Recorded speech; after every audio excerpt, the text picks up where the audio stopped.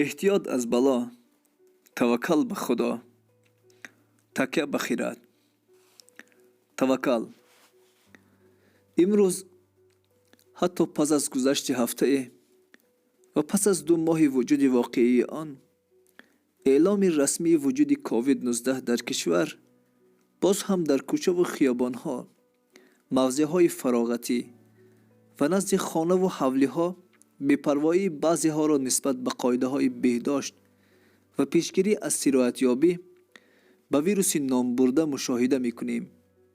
میبینیم که گروه همه یا قسماً به نقاب طبی، حمایت گیگینی و به فاصله گیری از هم سیر دارند یا در یک جای جمع شده صحبت میکنند.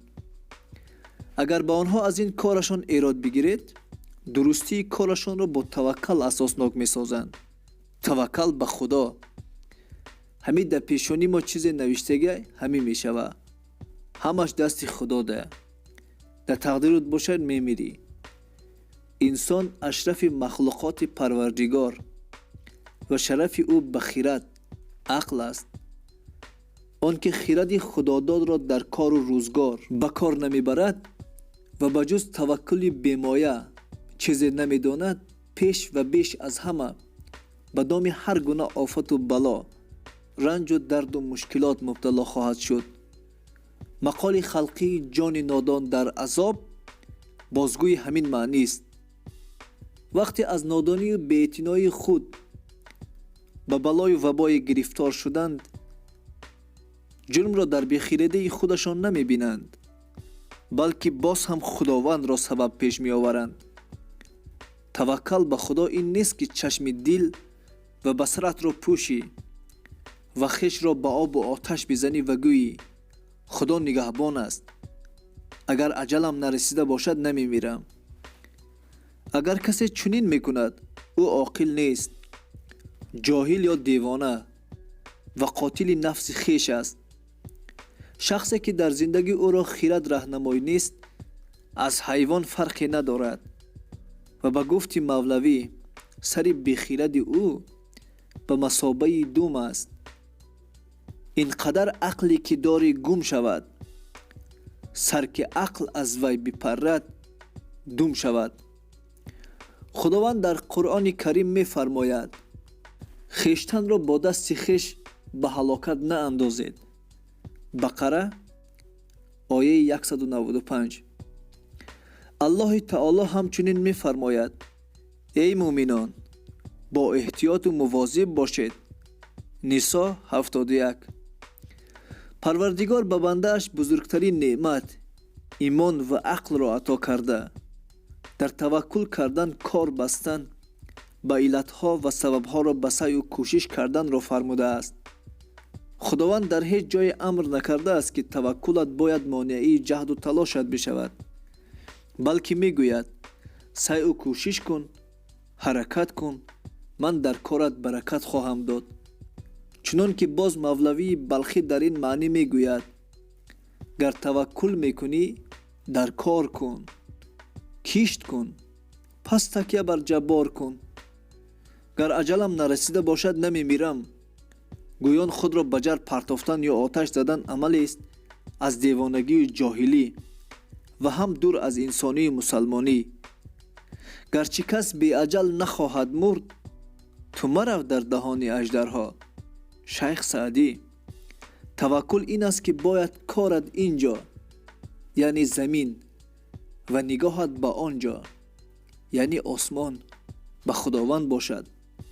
در باب توکل از انس بن مالک رحمت الله علیه روایت است که شخص به پیامبر اکرم صلی الله علیه و آله و سلم عرض کرد آیا شترم را ببندم و توکل کنم به خداوند یا رها کنم و توکل نمایم؟ فرمود ببند و توکل کن. به گفته شاعر گفت آره گر توکل راهبر است، این سبب هم سنت پیغمبر است. گفت پیغمبر با آواز بلند با توکل زانه اشتر ببند. رمز کاسب حبیب الله شنو، از توکل در سبب کاهل مشو. همچنین از فرموده پیامبر اکرم صلی الله علیه و سلم که به شهری که آنجا وبا پیدا شده است وارد مشوید، اما چون در آمدید از آن بیرون نروید. احتیاط نه، خودفریبی. گروهی را میبینیم که ظاهرا از احتیاط کار گرفتند. گویا قاعده های مقرر شده را برای پیشگیری از بیماری رعایت میکنند، اما چون نیک بینگری میفهمی که کارشان خودفریبی بیش نیست. نقابشان دهانشان را محکم کرده است و بینیشان را نه، یا برعکس، یا چند نقاب میبندند و باز نقاب را از روی میکشند و بعد طبع دل به هم صحبت و همراهشان که کفت به کفت و رو به رو نزدیک با همان عرض دل کردن را آن را دوباره به روی میبندند، یا چشم و رویشان را بسته است و با هم دستکی سلام میکنند. این حالت را هم که نقاب سفید بعضی از افراد از چرک سیاه شده است و مشاهده کردن ممکن است. رخداد چنین وضع و حالت ها نیز هم از نادانی است، از نفهمیدن ماهیت مسئله، از درک نکردن اصل آن است. از آن است که مردم ماهیت مفهوم های را چون ویروس، باکتریا، سرایتیابی، گیگینا، بهداشت، پیشگیری، تازگی، ایمونیتت، بیزررگردانی، قرنطینه، گندزدایی را نمیفهمند. اگر میفهمیدند نقاب یک بار استفاده شونده را تا سیاه شدنش برویشان یک هفته نمیبستند، یا برای نقاب کشیده و دست دیگران را فشرده با این دست چشم و بینیشان را نمیخاریدند. در همین مورد چنین گروه ها را از پیامد و خطرهای ناگوار حتی دهشت‌انگیز بیماری کلاً و با تمام باید آگاه ساخت و نباید از این اصول کار گرفت که به ترس و وهم و تهلکه نافتید. گویان آنها را در حالت جهالتشان واگذاشت. از این رو حقیقت، ماهیت و اصل مسئله را بیان کردن و ترس و واهمه را در وجود مردم بیدار کردن، این دو نکته را در مورد و جای خودش می باید به کار برد. وقتی شخص فرضاً مبتلای بیماری شد، او را باید باور کنند که بیماری معالجه شونده است، در حالت طبابت درست و رعایت قاعده های بهداشتی، اجرای توصیه های بیچون پزشکان، مریضی به زودی شفا خواهد یافت. اما وقتی ایده توکل به خدا گفته هم جان خود و هم دیگران را در خطر میگذارند، برای آنها را به احتیاطکاری و رعایت طلبات مقرر شده وادار کردن، اگر نفهمند تا که نصیحت به آنها کارگر بشود، حتی واهمه کردن و واقعیت را بیش از بودش نشان دادن مفیدتر است. دروغ مصلحت آمیز به از راست فتنه انگیز. نسبت به آن که بگوییم هیچ گپی نیست، به ترس و تهلکه داده نشوید، همین نادانی مردم است که حالتهای عکس را نیز مشاهده میکنیم. در جایی که بجز شخص خودشان کسی نیست نقاب میبندند.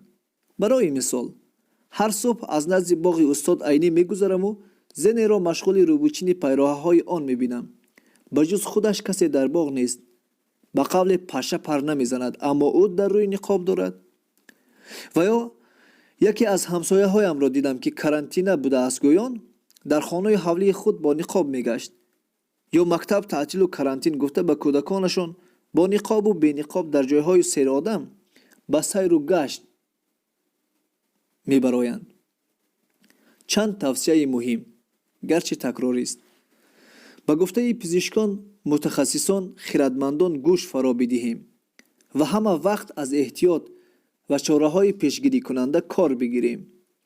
نقاب‌های بازصفت و غفص را به کار ببریم، یا اگر نقاب تنک باشد 2 تا اش را بالای هم ببندیم و قاعده‌های استفاده اش را رعایت کنیم. با بستن نقاب حتما در راه از همدیگر 2 متر فاصله بگیریم. تا کنون که داروی مشخص ضد کرونا وجود نیست، از روی عادت تاجیکانه امان و ترس و واهمه هر گونه دارو را خریده به خود توابت کنی مشغول نشویم و با این عملمان نرخ داروهای به این همگران را بلندتر نبراریم. حالا در داروخانه های دوشنبه ویتامین C اسکوربین نوای کسلت کمچین است، بخصوص کلوله آن و درجه تماما یافت نمی شود. به جای آن از چکری و تاران و راوی و راشک و سیر و پیاز و گشنیج و جعفری و شیبیت و دیگر کبوتی ها که منبع این ویتامینند و در این موسم ارزان و فراوانند استعمال کنیم. از دعوت به افطار در خانه خود و رفتن به خانه دیگران بپرهیزیم. نیک و به همدیگر نیکخواه خوشگمان باشیم و باطن و ظاهر را تازه نگاه بداریم و دعا و تسبیح و نیایش را دم فراموش نکنیم. پروردگار به لطف و عنایتش این بلا را از سر بندگانش به زودی رفع سازد. دعاگوی شما عبدالباسط فضل‌الدین زاده نورعلیев. راوی حسین کمال‌الدین. دوستان عزیز، در خانه بمانید و قاعده های گیگینی را، تازگی را رعایت کنید. باقی در امان خدا باشید. با شما سلامتی.